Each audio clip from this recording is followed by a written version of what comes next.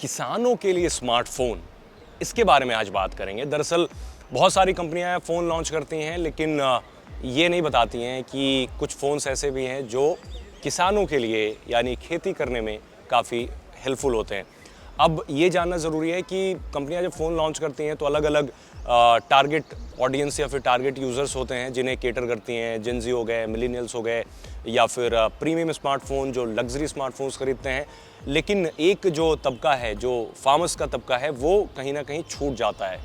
तो मैं आपको बताता हूँ कि अगर जो लोग खेती किसानी करते हैं उनके लिए कौन से फ़ोन 20,000 रुपये तक परफेक्ट होंगे। तो किसानों को ऐसे फ़ोन्स की ज़रूरत पड़ती है जिनकी बैटरी अच्छी चले। दूसरी चीज़, उसमें ईजी टू यूज़ हो, इंटरफेस ज़्यादा कॉम्प्लिकेटेड ना हो, मुश्किल ना हो, वाटर प्रूफ भी हो। बट 20,000 की कैटेगरी के स्मार्टफोन्स मोस्टली वाटर प्रूफ नहीं होते। बट मैं जाते जाते बता दूंगा कि एक नॉर्मल फ़ोन्स को किस तरीके से आप वाटर प्रूफ बना सकते हैं जुगाड़ से, वो बात कर लेंगे। बट उससे पहले ये भी जानेंगे कि जो स्मार्टफोन्स हैं वो कैसे और किसानों की हेल्प कर सकते हैं, क्योंकि बहुत सारी स्कीम्स होती हैं, गवर्नमेंट स्कीम्स चलाती हैं जो किसानों के लिए होता है। तो जाहिर सी बात है कि उन स्कीम्स की भी उन्हें ज़रूरत पड़ती है। प्लस हमने ये भी मेक श्योर किया है कि उसमें 6000 mAh तक की बैटरी वाले फ़ोन हो, क्योंकि 7000 mAh की बैटरी वाले कुछ फ़ोन्स हैं मार्केट में जो 20,000 से ऊपर की कैटेगरी के आते हैं। तो वो भी कंसिडर किया जा सकता है, क्योंकि बैटरी एक बहुत बड़ा कंसर्न होता है किसी भी खेती किसानी करने वाले लोगों के लिए। दूसरी चीज़ है ड्यूरेबिलिटी। फ़ोन ड्यूरेबल होना बहुत ज़रूरी है, क्योंकि फ़ोन कहीं पे गिर सकता है या फिर रफ़ यूज़ हो सकता है, बहुत डस्टी इन्वायरमेंट में यूज़ हो सकता है, या फिर कहीं पानी के थोड़े मोड़े स्प्लैशेस पड़ सकते हैं फ़ोन पे। तो स्क्रीन भी काफ़ी ड्यूरेबल होनी चाहिए। हालांकि ये सारी चीज़ें तो हैं, आप टेम्पर्ड लगा सकते हैं, आप उस पर कवर लगा सकते हैं। पहला एक फ़ोन जो मैंने शॉर्टलिस्ट किया उसके लिए M13 5G है, जो आपको 15 से 18,000 की कैटेगरी का फ़ोन आता है। इसमें 6.5 इंच की बड़ी डिस्प्ले है और इसमें आपको मिल जाता है IP रेटिंग तो नहीं है, मतलब ये वाटर प्रूफ तो नहीं है, बट ये ज़रूर स्प्लैश प्रूफ है, यानी छोटे मोटे एक्सीडेंटल वाटर स्पिल से इसको कुछ नहीं होना। 6000 mAh की बैटरी बैकअप मिलती है, जो नॉर्मल यूज़ में किसानों के यूज़ के लिए ये 2 दिन तक आराम से लास्ट कर सकती है। और user interface Galaxy One UI काफ़ी अच्छा है, क्लटर्ड नहीं है, इजी टू यूज़ है, बड़े बड़े आइकॉन्स होते हैं, आराम से दिख जाते हैं, तो ये भी अच्छा है, कॉम्प्लिकेटेड नहीं है। वाटर रेजिस्टेंट रेटिंग होती तो ज़्यादा बेटर होता। तो ये वैल्यू फॉर मनी स्मार्टफोन है, प्लस ड्यूरेबल भी है, क्योंकि इसमें गोरिल्ला ग्लास की प्रोटेक्शन दी गई है। दूसरा बात कर लेते हैं Realme 14X 5G। ये 15,000 रुपये तक का फ़ोन है। ये काफ़ी रगेड है एंड वाटर रेजिस्टेंट भी है। इसमें IP68 और 9 की भी रेटिंग दी गई है आयरोनिकली। तो इस वजह से ये फ़ोन काफ़ी बेटर बन जाता है कि अगर पानी में भी ये फ़ोन गिर गया तो कोई परेशानी वाली बात नहीं है। इसमें IPS LCD डिस्प्ले दी गई है और MediaTek Dimensity 6300 चिपसेट दिया गया है।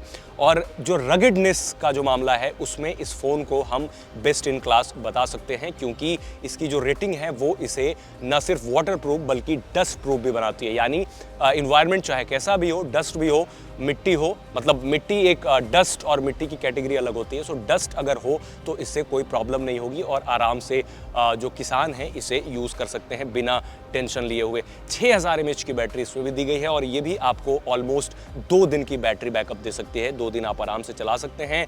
और 5G है, अब धीरे धीरे हर जगह 5G रोल आउट हो रहा है, तो इंटरनेट कनेक्टिविटी भी काफ़ी मिलेगी और सारी स्कीम्स की भी जानकारी वहाँ से मिल जाएगी। अब तीसरा फ़ोन है वो है मोटो का G54। इसकी भी कीमत ऑलमोस्ट 15,000 के ही अंडर में है। इसमें आपको IP54 डिज़ाइन मिलता है, यानी IP68 69 तो नहीं, बट IP54 होने से क्या है कि ये एक्सीडेंटल वाटर स्पिल्स में कोई प्रॉब्लम नहीं करता है और आराम से काम करता है, उसमें कोई परेशानी नहीं है। इसमें भी आपको 6000 mAh की बैटरी मिलती है, जो ऑलमोस्ट आपको 2 दिन का बैटरी बैकअप दे देगी। और इसके अलावा इसकी जो बॉडी है ये भी काफ़ी ड्यूरेबल लगती है, बट ड्यूरेबिलिटी की बात जहाँ आती है तो फिर वही हो जाता है कि कंपनी चाहे कितना भी ड्यूरेबिलिटी को लेकर के दावा कर लें, लेट्स से आईफोन इतनी बड़े दावे करता है या फिर दूसरे फ़ोन से बहुत दावे करते हैं, बट एक बार फ़ोन गिरने के बाद सच्चाई यही है कि टूट ही जाता है। तो ड्यूरेबल फ़ोन थोड़े बहुत हो सकते हैं, बट उसके लिए आपको ज़्यादा ड्यूरेबल बनाने के लिए उन्हें कवर और फिर उसमें स्क्रीन गार्ड लगाना बहुत ज़रूरी है। मोटोरोला के साथ अच्छी बात यह है कि इसका जो यूज़र इंटरफेस है बिल्कुल ही स्टॉक है। स्टॉक यानी जो गूगल का एंड्रॉयड है उसमें ज़्यादा ऐप्स नहीं है। बहुत सारे फ़ोन्स हैं लाइक Xiaomi, बहुत सारे ऐप्स होते हैं तो लोग परेशान हो सकते हैं। तो मोटरोला के फ़ोन के साथ अच्छी बात ये होती है कि ये ऑलमोस्ट स्टॉक एंड्रॉयड पे चलते हैं। इसका मतलब ये है कि ज़्यादा कॉम्प्लिकेशन नहीं होगी यूज़ करने में, आप आसानी से इस फ़ोन को यूज़ कर सकते हैं। क्लीन एंड्रॉयड है, 120 हर्ट्ज़ की इसमें रिफ्रेश रेट है जो कि काफ़ी फास्ट है। FM रेडियो भी है।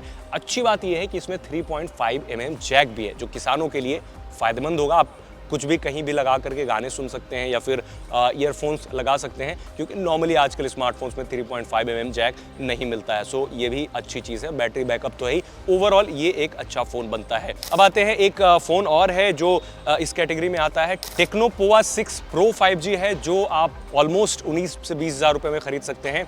इसके साथ अच्छी बात यह है कि ये काफ़ी रगेड फ़ोन है। 6000 mAh की बैटरी मिलती है। थोड़ा सा इसके साथ प्रॉब्लम ये है कि सॉफ्टवेयर इनका उतना अच्छा नहीं है, मतलब ईजी टू यूज़ नहीं है। बट द थिंग इज़ कि 70 वॉट की चार्जिंग मिलती है, यानी काफ़ी फास्ट चार्ज हो जाता है। 6.78 इंच की डिस्प्ले है, यानी डिस्प्ले एरिया काफ़ी बड़ा है। और अच्छी चीज़ ये है कि 8 GB रैम इसमें दिया गया। आप 128 या फिर 256 का वेरिएंट सेलेक्ट कर सकते हैं। 6000 mAh की बैटरी है जो 2 दिन आपको आराम से चलेगी। डिस्प्ले अच्छी है, परफॉर्मेंस अच्छा है। ऐप्स काफ़ी सारे हैं। अगर काफ़ी सारे लोगों को ऐसा होता है कि उन्हें बहुत सारे ऐप्स की ज़रूरत पड़ती है तो इसमें इनबिल्ट ऐप्स हैं। हो सकता है आपको अच्छा ना लगे तो आप अनइंस्टॉल भी कर सकते हैं। और 5G रेडी फ़ोन है। हालांकि इसमें कोई वाटर रेटिंग नहीं है, ना डस्ट प्रूफ फ़ोन है, नॉर्मल फ़ोन है। एक्सीडेंटल वाटर स्पिल से आप ख़राब कर सकते हैं इस फ़ोन को, उतना ड्यूरेबल भी नहीं है।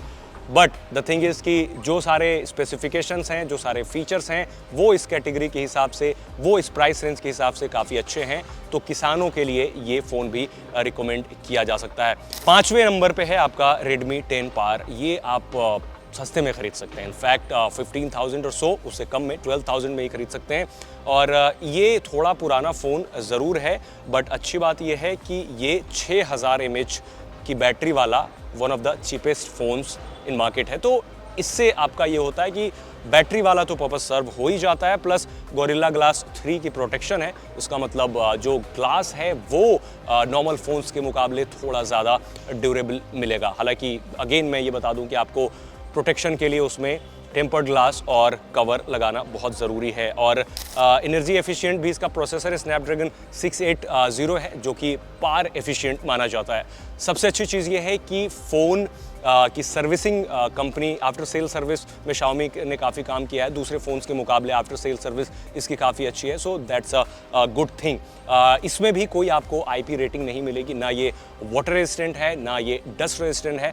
बट ओवरऑल ये 5 फ़ोन्स जो हैं वो एक किसान के लिहाज से खेती करने वाले लोगों के लिए काफ़ी अच्छा हो सकता है। लेकिन मैं आपको एक दूसरा वीडियो जब बनाऊंगा तो उसमें बताऊंगा कि जो रगेड स्मार्टफोन की कैटेगरी है, हालांकि वो शुरू होती है 30,000 रुपीज़ से 50-60 हज़ार रुपये तक की जाती है। उसमें कुछ स्मार्टफोन्स ऐसे भी हैं जो बिल्कुल उसे ड्रॉप करने से, उसे आप कहीं फेंक भी सकते हैं तो भी वो फ़ोन नहीं टूटता है। तो मेरे ख्याल से वो फ़ोन बेस्ट होगा किसानों के लिए कि वो कभी टूटता ही नहीं। आप आराम से मट्टी में उसे डाल दें या फिर कीचड़ में डाल दें, डस्ट में चला जाए गलती से, अगर गिर जाए मे बी खेतों में कहीं गिर जाए या फिर डस्ट लग जाए, कोई प्रॉब्लम उसमें नहीं होगी। तो वो एक दूसरे वीडियो में बताऊंगा। आप बताएं अगर आपका भी एक्सपीरियंस ऐसा फ़ोन को लेकर के रहा है जब गलती से ही सही बट ड्यूरेबिलिटी टेस्ट हो गई हो और आपको लगा कि वो अब तक का सबसे ज़्यादा ड्यूरेबल फ़ोन है, तो कमेंट में हमें ज़रूर बताएं।